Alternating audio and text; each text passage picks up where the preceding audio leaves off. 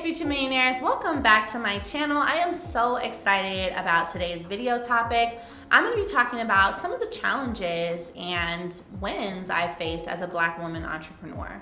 I think it's really important to have this discussion because many of you who follow me online or who are watching this video right now are women entrepreneurs. You may be Black entrepreneurs, you may be new Black women entrepreneurs, and so I really want to talk about my experiences, the lessons I've learned, the challenges I've faced, so that you get a little bit of a roadmap. So as always, grab a notebook, grab a pen, and let's get into these gems. Ellie talks money to create the better days, business, money, life, the Ellie way. Alrighty, y'all, welcome back into the video. In advance, thank you so much for subscribing, liking this video, and don't forget to turn on your little notification so you never miss when I upload. So I want to share with you guys what my experience has been like, in these last almost 2 years of business ownership as a Black woman. And I want to say that the biggest challenge I faced is definitely imposter syndrome, Interestingly enough, I haven't felt challenges coming from outside. I felt most challenges coming from within. And the imposter syndrome has been difficult because I think as Black women, as women, and now pushing into entrepreneurship, we're fighting past a lot of preconceived notions and ideas that society has about us, and as well that we have about ourselves. And so one of my biggest challenges has been, and sometimes still continues to be, believing that I can be all that I want to be, and believing that I'm valuable enough and my knowledge is valuable enough that people can learn from it, and not only learn from it, but really take action from it and change their life, And I know you guys see me creating a lot of content and you see me out there, but it takes me a battle to continue to show up because that imposter syndrome, that self-doubt is very real, but one of my ways to overcome it and that I want to give to you all to help you overcome your imposter syndrome is to get really familiar and honest with your successes, even if it means you need to grab a notebook and write down all the things you truly know how to do, all the wins you've had, all the people you've helped, all the ways you've seen yourself grow. That is what will end up becoming like your source of truth, right? So anytime you start doubting that you aren't qualified to talk to someone about how they can lose weight, or that you're not qualified to help someone with their confidence or with their mental health, go back to your list of accomplishments, of wins, of lessons, and that should remind you that you are qualified. So I've had to do that several times because I really do this, even before this business, I worked in sales, I worked as a director, I understand business funding, I worked at American Express.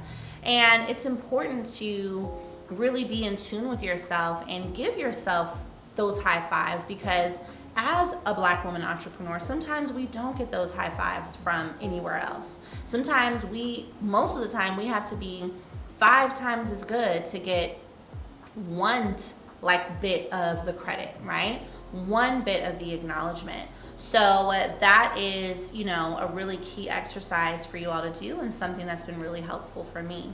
I want to say as well, what I've dealt with as a Black woman entrepreneur is, really having the benefit of being highly relatable. Since getting my divorce, I'm also a mother of 4. I struggled for a while. I lived at home with my mom. I am a woman who's 29, out here dating and just living an experience that a lot of other millennial young Black women can relate to.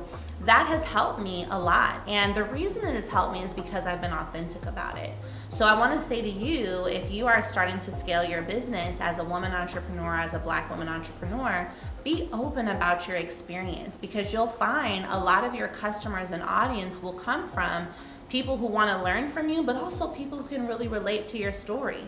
I wouldn't have a large following of women entrepreneurs and entrepreneurs who have maybe also been through divorce if I didn't talk about my divorce, if I wasn't open about, being on EBT, if I wasn't open about having to humble myself and move all the way back home. So that essence of relatability will really come from you sharing more so that people can understand how they can relate to you. And one of the third things that I've learned as a Black woman entrepreneur and dealt with is really recognizing how more of us are needed in this space. There's not enough. There's not enough of us. Yes, we start the most businesses out of most ethnic groups. So Black women entrepreneurs are the number one starter of new businesses, and that statistic has been the case since 2020. But we still need more.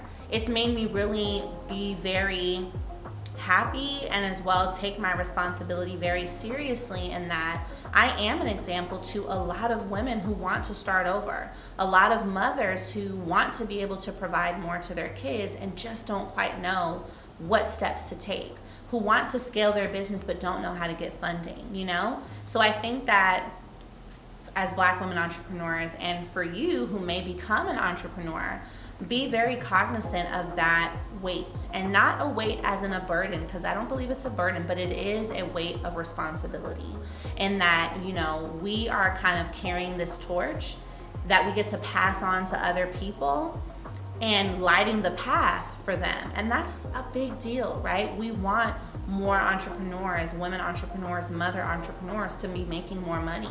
So you taking this step and fighting against all odds and pushing past your fears is gonna help someone else have the confidence to do that as well. All right, y'all, so it wouldn't be an Ellie Talks Money video if I didn't leave y'all with a little extra bonus gem. And one of the things that I really want to say to you all is to affirm your greatness, right? A lot of us as women entrepreneurs and Black women entrepreneurs, we've dealt with a lot of the lack mentality that our family has passed down, right? Maybe I know I was raised by a single mother. Maybe you were too. Maybe your mother was raised by a single mother.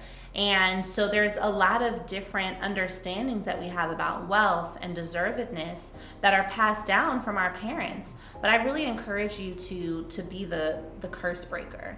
I encourage you to be the one who thinks differently about your success and about what you can achieve. And know that you really are a future millionaire. You can make this happen. We are literally in the easiest time to become a millionaire that has ever existed, period, right? Because of access to businesses, because of access to online, because of access to all these things, this is the time where you can really, really make it happen, okay? So comment down below, I am a future millionaire, right? Claim this, write it down. This is why I intro all of my videos like that, because I really want you to see yourself the way that I see you.